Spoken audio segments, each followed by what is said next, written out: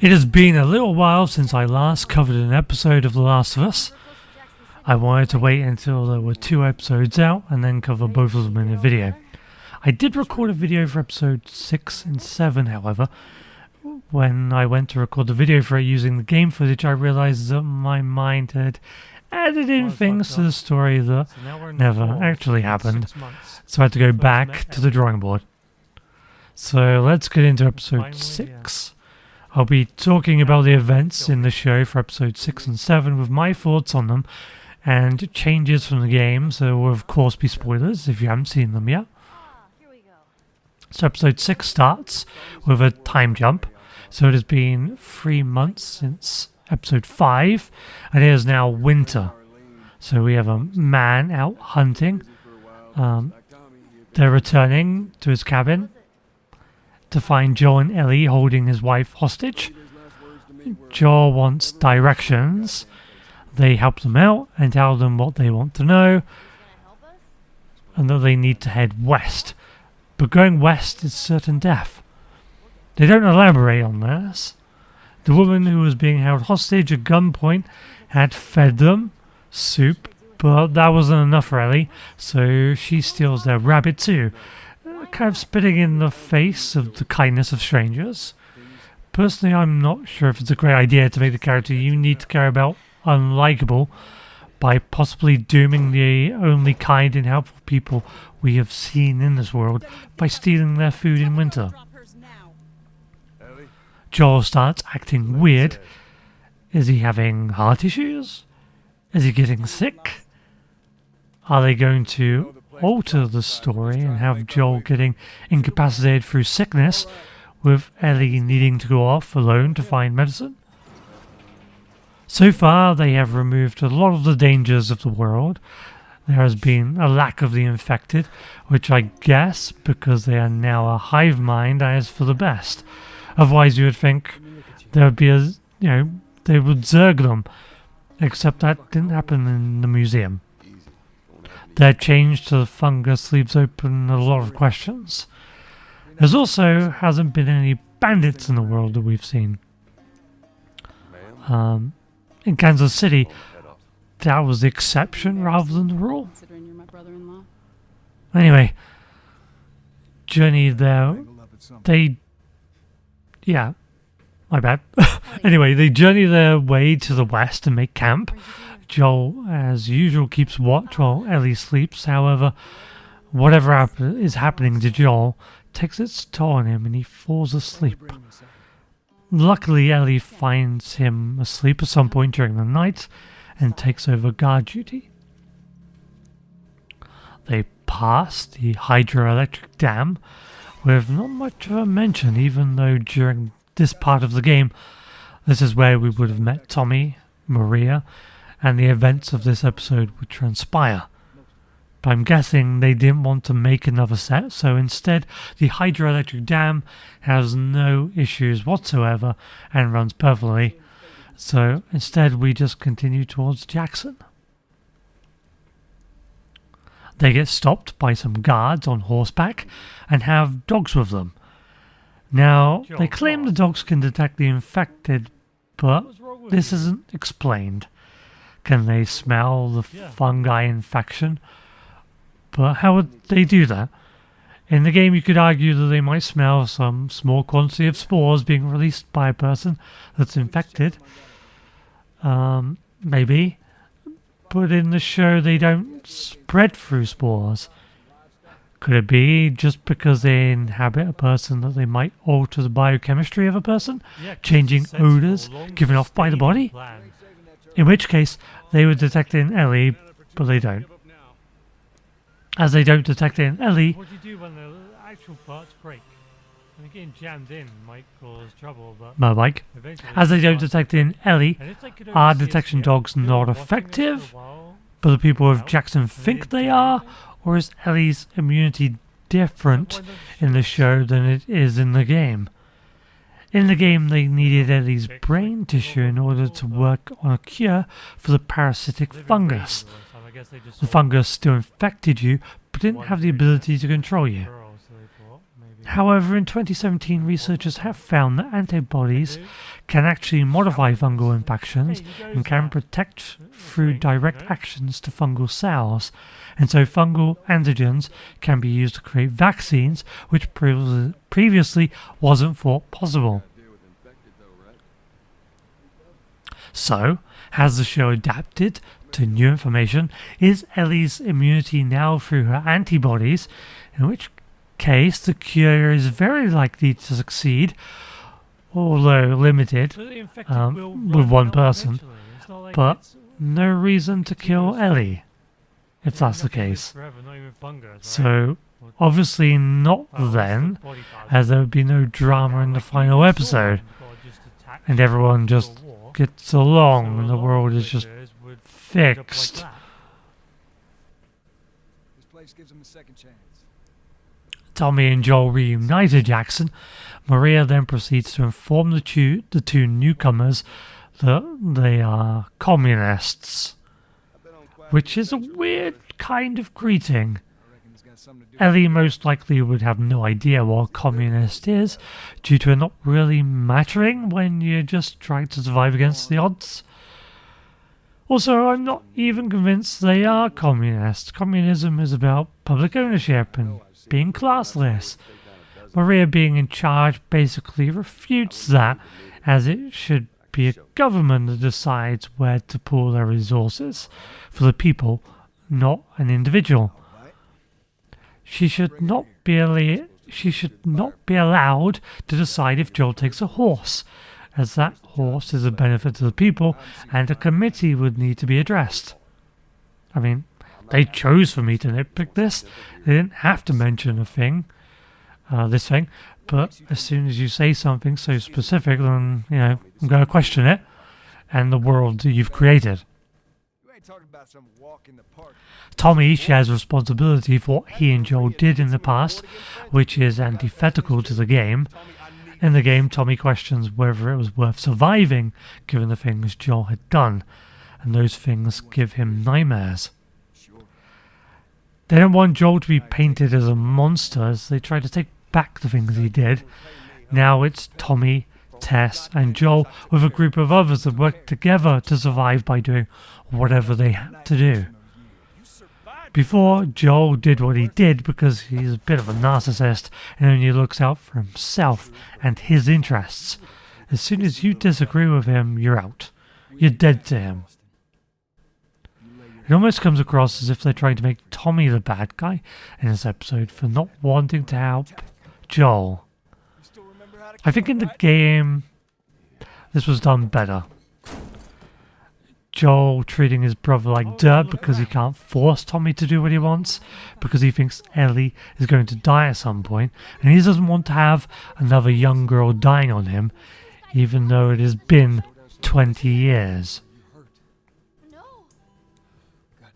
He never wants to talk about anything in his past. Doesn't even want a photo of his daughter. He just wants to bury his head in the sand and repress.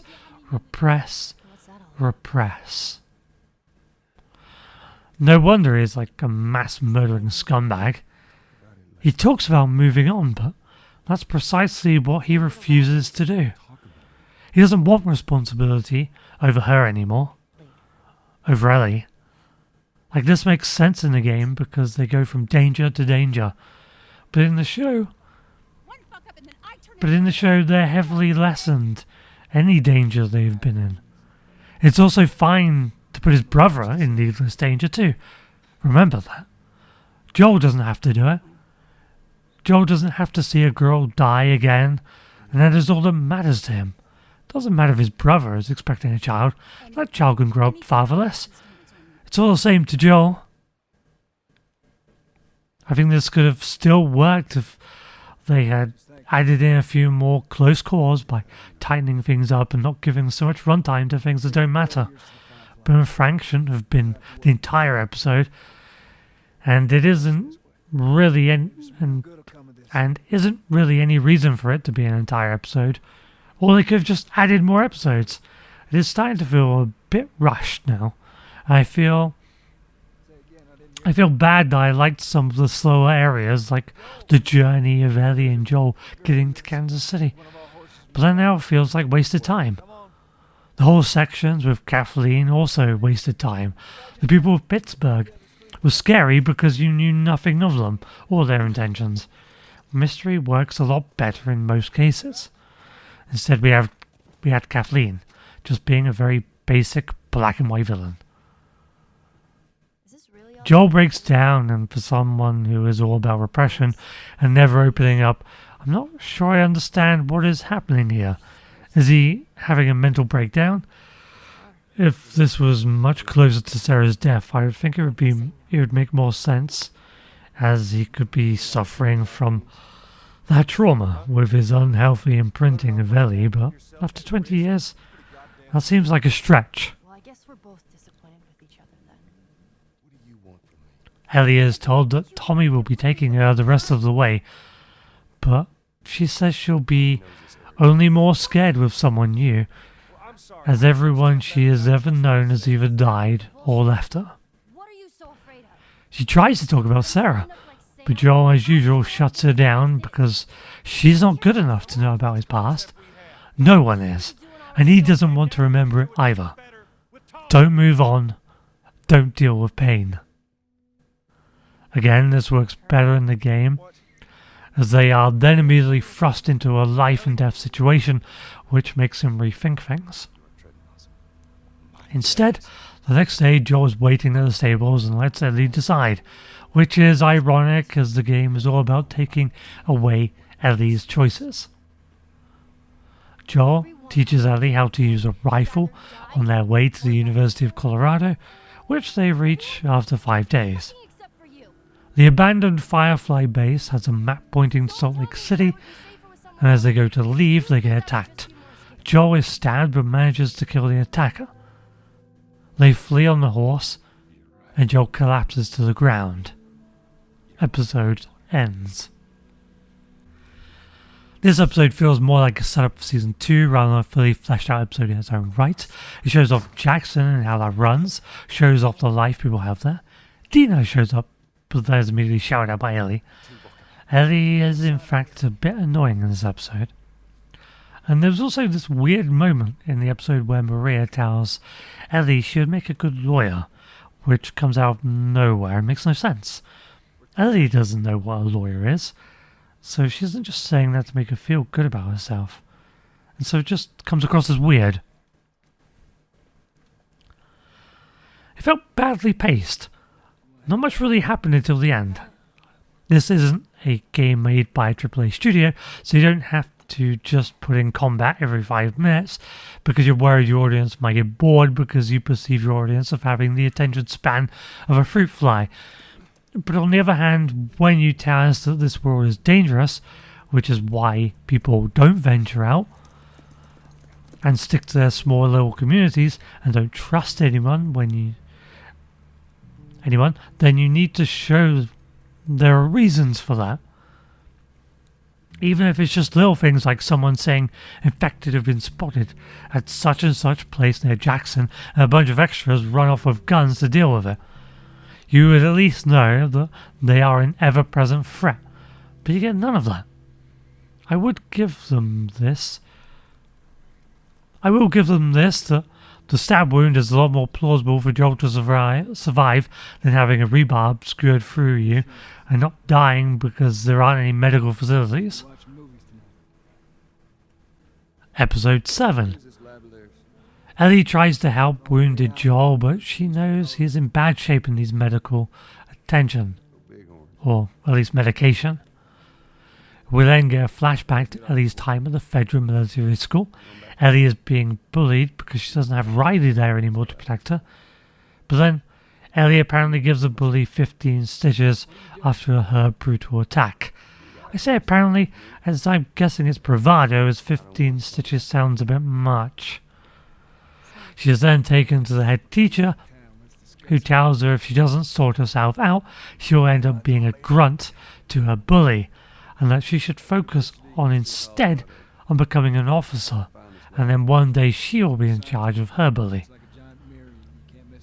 I guess this is nice flavour for what Ellie's life was like in the school. But we are running out of time. There isn't many episodes left, and you won't waste time on this. During the night, Riley sneaks into her room while Ellie is sleeping and scares her. She tells her that she is a firefly now, and that she is sorry for being away for so long. But what she was doing, becoming a firefly. And so she needs to make it up to Ellie with a surprise. Ellie and Riley find a dead person, and they take their bottle of alcohol. In the game, this was a drink that they had taken from a friend of theirs that was in the comic, who also taught Ellie how to ride a horse. It's a bit sad that this person was included in a mention at all, but they also decided this would be the first time Ellie was to see them all as well, so I guess the change for the sake of change. It also sounds like Ellie has never met Marlene until after she was bit, so they also changed all of that pointlessly. And it sounds like Riley getting into the Fireflies is easier. So most of this is the same as the game. They ride on a carousel, they use a photo booth, and they play in an arcade. Except in the show, the arcade machine works, and they play Mortal Kombat too. Riley tells Ellie that she is being moved away to another city. The game, this is because Marlene doesn't want Riley seeing Ellie and putting Ellie in danger by having a Firefly see her. So she's doing the protective mother thing of sending Riley out of Boston and wants to keep Ellie in the school to protect her. Ellie stormed off only to return worried when she hears screams, but it turns out that the final wonder that Riley wants to show Ellie is a Halloween store where they don masks and dance until they finally express their feelings to one another and kiss. This works for me so much better than the Bill and Frank episode. Riley has taken Ellie to this place she has never seen before, gives her 5 wonders, an escalator, the chance to ride a carousel, to experience a photo booth, play more combat in the arcades, to see what Halloween was like, and gives her a dumb joke book which Ellie will never leave her side. If someone does this for you, then they are a keeper. Sadly, their happiest night ends bitterly as they get attacked and bitten. They have 2 options. They go the easy way out, or they stay together for as long as possible and lose their minds together. Then the episode fades to black. I did wonder if they would add in the traumatizing moment where Ellie ends up having to kill the person she loves out of survival, but instead they leave it implied, like the game does. And also the flashbacks make more sense in the game as Ellie takes the injured Joel to a moor to hide him while she looks for supplies, which is incredibly fitting. Here is Joel, the only person who hasn't left her or died on the brink of death, in a moor. And the last time Ellie was in a moor, she was having the happiest time of her life, until she had to save herself from the person she loved. As it was on her mind throughout the DLC, we experienced her thoughts through flashbacks. In the show, it loses that impact.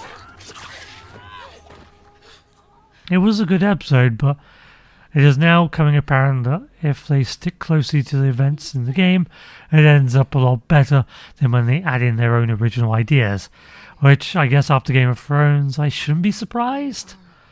Unfortunately, as this was only 1 episode, Ellie in the present looking after Joel wasn't in any danger, and so once again it looks like it's only the cities that have a problem with the infected. It definitely feels like if you avoided the cities, you could pretty much live a life normally. Maybe put up some wars just in case, but I hope you find places like Jackson ended up becoming the new cities of the world. And as the infection only spreads through bites or by eating them, then maybe they would soon die off and the world is back to normal. Kind of an expert. I don't know. So I'll be reviewing episodes 8 and 9 together like I did for these two, so that will probably be delayed as well. It's not a bad show. I feel it's a bit rushed and the changes don't make sense, or they just straight up bad. But, you know, these are my thoughts and opinions. I am going to continue watching it, as I quite like the show, so I'm going to watch it into season 2. And it is one of the better game adaptations. But, you know what? That isn't saying much. Well, thank you for watching. If you have different opinions, then put them in the comments below. And don't just say you don't mind the changes because it doesn't bother you, because I don't think apathy is a good way to look at things. So I'd like to know why the changes don't bother you. Or if you liked them, why you liked them. Bye for now. We fight. Fight for what? We're gonna turn into one of those things. There are a million ways we should have died before today. And a million ways we can die before tomorrow. But we fight for every second we get to spend with each other. Whether it's 2 minutes or 2 days, we don't give that up. I don't want to give that up. My vote? Let's just wait it out. You know, we can be all poetic and just lose our minds together.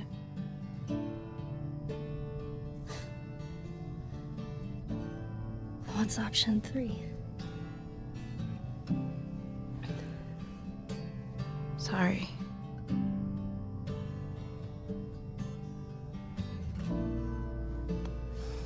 Come on. Let's get out of here.